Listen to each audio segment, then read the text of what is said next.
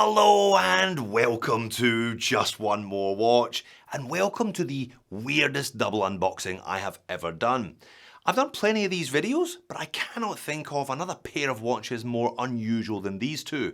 They are the second pair from the four that I bought during the most recent AliExpress sale. What makes them unusual? Well, when did you last see a Bullhead GMT and a Star Wheel in the same video? Probably never. I'll leave links to both in the description of the video, where the stores where I bought them from, if you want to check them out for yourself. Let's flip the camera and peel off some stickers. Okay then, another couple of nondescript looking packages here. This was actually the first of the four watches to arrive here in Sydney. This was the last of the four watches to arrive here in Sydney.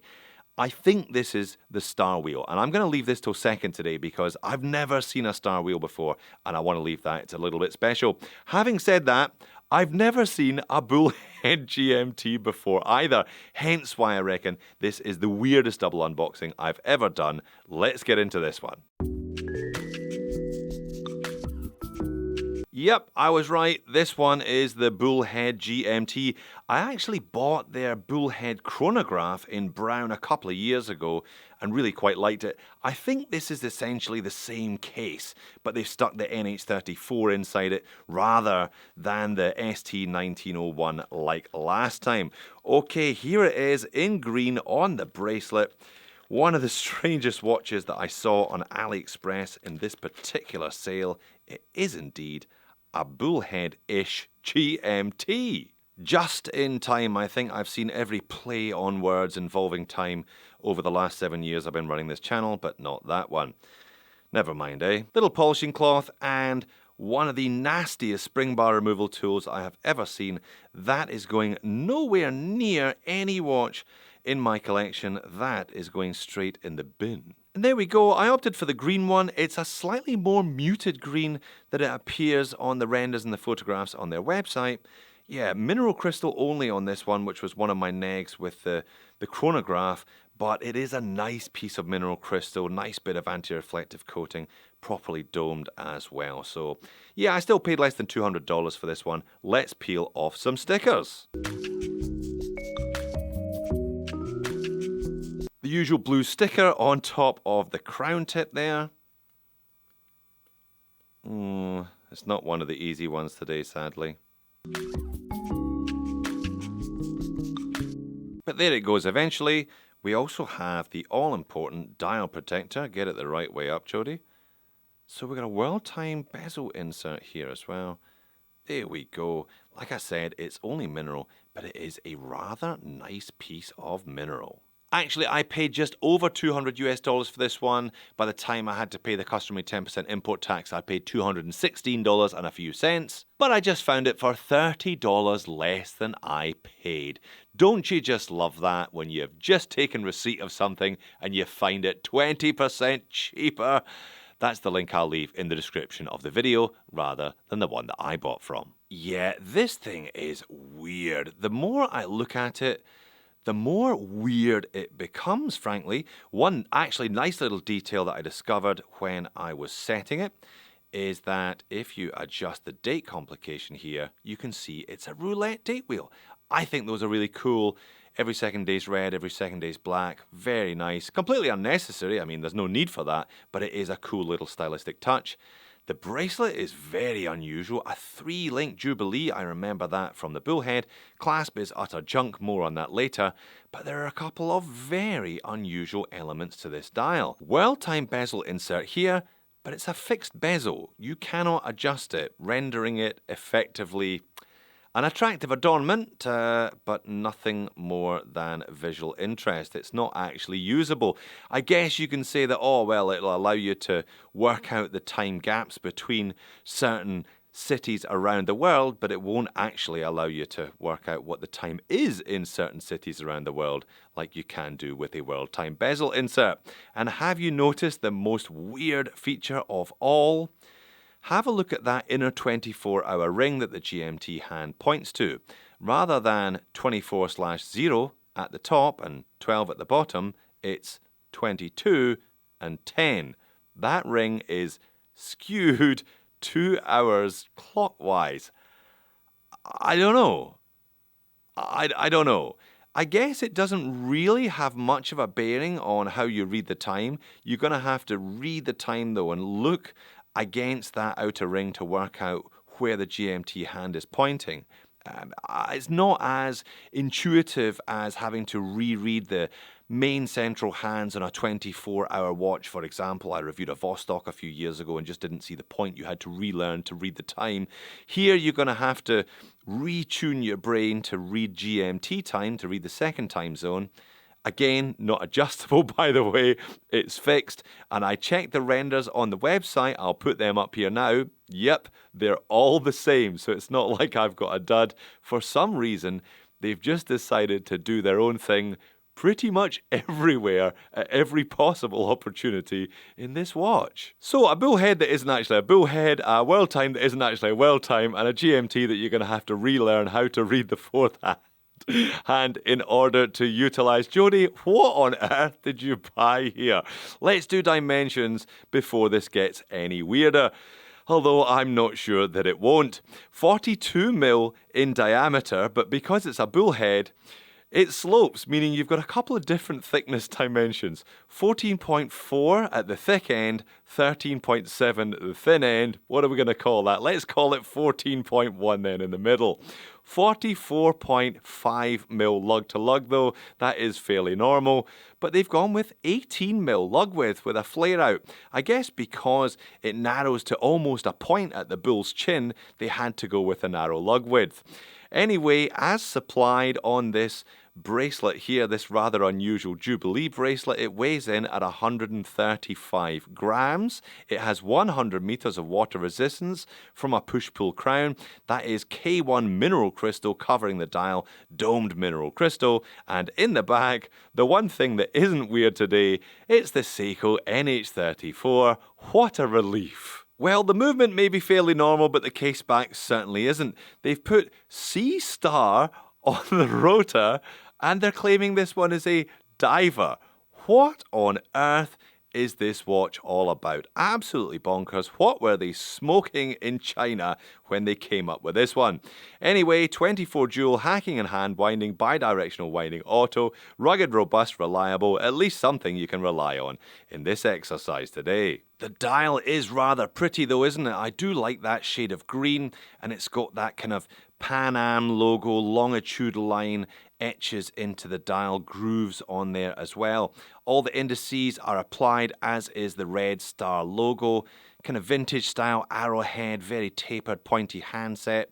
Really nice GMT hand, frame around the date complication. And yeah, everything has been nice and neatly molded. There even claims to be some super luminova on the dial and indices as well. And there is some, although they haven't read the manual, because they put far more on the indices and on the GMT hand than they have on the hour and the minute hand, meaning that when I turn the speed up, they're the first things to fade. They should be the last things to fade. But how does it wear? Well, actually, it wears all right. Perhaps the only sensible thing about it is when you actually get it on wrist. It is nice and comfortable, a little bit top heavy because there's not a lot of meat to the bracelet, and the clasp is rotten. It is the bottom rung of the ladder. You do well if you do pick up one of these, or did pick up one of these, to replace it with a milled clasp, something with a bit more meat, which will help balance the head a little bit better, but yet nice and comfortable at least, no problems. It's a smooth case back as you just saw, and it's a smooth bracelet as well. No chance to nip any of the hairs on this one, just push pins holding all together. It was very easy to size. Overhead legibility is actually okay. There are 3 dials available, a blue, a black and a green, so they're all going to give you quite a similar experience in that sense, because they all have those silver hands against a dark dial. The most legible thing there though, the things that pop the most, is the tip of the GMT hand. It really is rather a nice one. It's a shame you can't adjust where those numerals are pointing though, isn't it? Now, when I included this one in the AliExpress Top 10 Sale Recommendations video last month, I included it in the Down the Rabbit Hole section of the video. I said it was for people who had bought all the classic Ali pieces and were looking for something unusual, something weird, something interesting. This is all of those 3. All 3 of those boxes are well and truly ticked. Does it tick the decent watch box though? Ooh, I'm not so sure. Definitely weird, although I suspect it's not even going to be the weirdest watch in today's video. I suspect that will be this one. Let's get into it.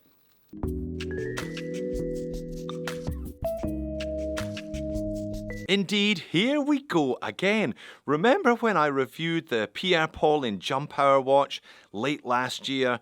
I complained that it was a Pierre Paulin, but the packaging was Mercure. There was Mercure pretty much everywhere. Looks like it's going to be the same with this one. No idea what a camouflage green box has got to do with the watch inside the case. I suspect nothing at all, but maybe they got a job lot on them. Who knows? All right, Pierre Paulin, here we are. Star wheel complication. Look at that thing. I have never seen one of these before. Yeah, same. Mercure Watch Group and Team Mercure, even though the watch isn't actually a Mercure. But it's working at least. The second hand is ticking away. Let's take this big sticker off. Oh, there we are. Miyota 8000 series movement in the back of this one. I checked online before I purchased it. It's not quite true that I haven't seen one of these before. I have seen a Star Wheel complication watch before. It was an AliExpress one that I saw middle of last year. I haven't owned one before. Hold on, the second hand has stopped. Let's give it another bit of a wind here and see if it fires up. Or this could be... Oh, there we go. Narrow escape there. I thought this was going to be the worst double unboxing ever. One oddity and one dud, but no. It just needed a bit more of a wind. Yeah, very, very unusual. Let's switch lenses. So a Miyota 8000 series that has been completely reworked with a custom Star Wheel module on top, meaning you have to learn to read the time in a different manner. So 3 plastic discs, translucent plastic discs in this case, each with 4 numerals on them, pointing at 0 to 60 across the top. Well, it's across the top third, really, of the dial. So at the moment, the time, if you want to read the time, it is 1:37. All right, you're only ever going to get a slightly vague read off of one of these. If I pull the crown out to the first position here, it's an older Miyota. It doesn't seem to hack. There also seems to be a little bit of second-hand stuttering, which was a key characteristic of the older Miyota 8000 series. Leaving that to one side, though, let's see what happens when I wind this crown back and forth. Let's wind it forward. I'll wind the 1 over to the 60. This disc rotates, and the 2 drops into position. So 160 equals 2, and then it goes 210, 220, 230, 240, 250, 260. Next disc swings into position, 3, and so on and so forth. Very, very unusual. I guess getting a complication like this for around $200 US with a Japanese-made automatic, sapphire crystal, etc. Very, very interesting. Great value in that sense. Look, you know, clear plastic discs, it doesn't look particularly salubrious. It's not a bad looking watch. The case finish is pretty simple, the leather strap's alright, but it's a really interesting complication. Swiss brands, the big luxury stuff, charges a fortune for this, whereas the Chinese, well, they don't. Indeed, I paid $220 US plus 10% taxes, $240 USD landed for this one. And it may look a bit weird, but the sizing is thankfully fairly conventional with this one. 40.5mm in diameter, 13mm thick, with a 49mm lug-to-lug. Standard 20mm lug width, hallelujah, as supplied on a decent looking Epson kind of grey style band here, leather band. Look at the backing on this one actually, that's alright for the money. It weighs 75 grams, 50 meters of water resistance, push-pull crown, double dome sapphire crystal, Miyota 8000 series movement in the back. We interrupt this broadcast to bring you an addendum. I actually unboxed these a couple of weeks ago when they arrived in Sydney, but last weekend I got an email from a chap called David who said he tested this crystal. I've referred to it a couple of times as sapphire because that's what I bought it as. David bought it as sapphire as well, but he tested it and it is in fact mineral crystal. Here's his photo using one of those diamond testers, and indeed it does not look like sapphire. And it looks like David has left them a 2-star review based on the fact that it isn't sapphire. Now, I cannot find my bloody diamond selector thing. I'm going to order another one today as a consequence of that, but Guilty until proved innocent. Indeed, it looks like they've changed the listing now to say Hardlex. I swear it said Sapphire when I bought this one, so if you bought it based on the fact that it said Sapphire, my apologies. I was also duped by Mercure, just like you were. Anyway, that does take at least a point off of this one's rating, maybe another half a point if you're docking them for sneakiness. Nothing I can do about it now though. Let's carry on with the video where I believe I'm about to start talking about the movement. Now, the standard 8215 has 21 joules. I'm not sure whether there are a couple of extra joules in that module or not. Doesn't really matter either way, I guess. Custom rotor here, again with the Mercure logo. Congratulations, Mercure. You've called this a Pierre Paulin, and yet you do not mention the name Pierre Paulin anywhere on the watch or on the packaging, whereas you mention the name Mercure 5 times on the packaging, the case back, the rotor, the strap. Who knows what goes through their minds when they come up with these things, honestly. I will give them some credit for the leather strap though, that's really nice. Sealed on the sides as well, so there should be a degree of splash resistance. Decent taper, 2016, nicely fitted here. Curved, so curved spring bars, quick release spring bars, double retainers, and nice brushed hardware. Thankfully, oh no, there it is, Mercure watch group. So Mercure 6, Pierre Paulin 0. Actually though, once you look at this one a little bit closer, it's not bad at all. I think the basic Arabic numerals in those 3 clear plastic discs make it look a little bit cheap initially, but the finishing on here is rather nice. There's a kind of, almost like a guilloche style vertical disc metallic. You've got that copper toned outer edge with the minute markers on top and second markers all the way around there, and you've got a matching copper toned module sitting on top of that Miyota movement. You can see a little bit of the inner workings of the Miyota movement underneath. The only hand as such on display is a very long needle second hand with a kind of arrowhead tip pointing at the markers beyond it. But yeah, it's a kind of interesting blend of those slightly cheap looking plastic discs and slightly luxurious looking finishing beyond them. And it may look thoroughly unconventional and have a thoroughly unconventional method of actually telling the time, but once you get it on your wrist, it feels like a conventional watch. It doesn't feel like you're wearing anything particularly out of the ordinary. Certainly not like you wear some of those huge square Xerix or a Stratton Cuff Buster or something. It's not like that at all. 40.5, just above average, 20mm lug width, tapering down to 16. Conventional strap, nice strap, a nicely fitted strap as well there. At the end links, very neat and tidy. 13mm sounds thick, but it wears fairly slim. It sits nice and flush. Lug to lug is okay for my 7-inch wrist, and the lugs do point downwards, which also helps. Do you know what? You kind of think the legibility of this one is going to be a joke at arm's length, but look at that 4. It's by far the most prominent Arabic on the dial at the moment because it sits right at the top in your line of sight and because it's white against that grey metallic vertical stripy perlage background.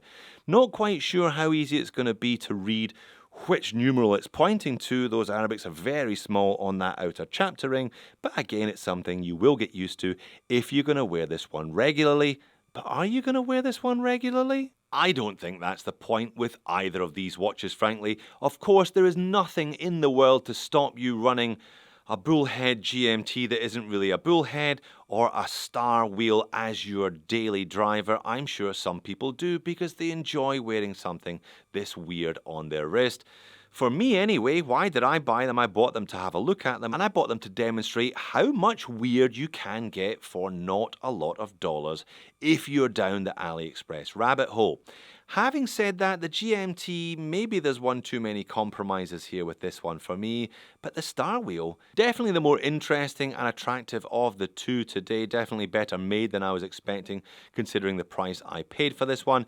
I can see myself wearing this Star Wheel occasionally, but probably only on a Saturday night, just as a bit of fun and as a conversation starter. That is really what these watches are about, I think. Well done for making it all the way to the end of the video. You are definitely into weird. If so, click here or click here for more of it. Thanks for watching. I'll see you in the next one.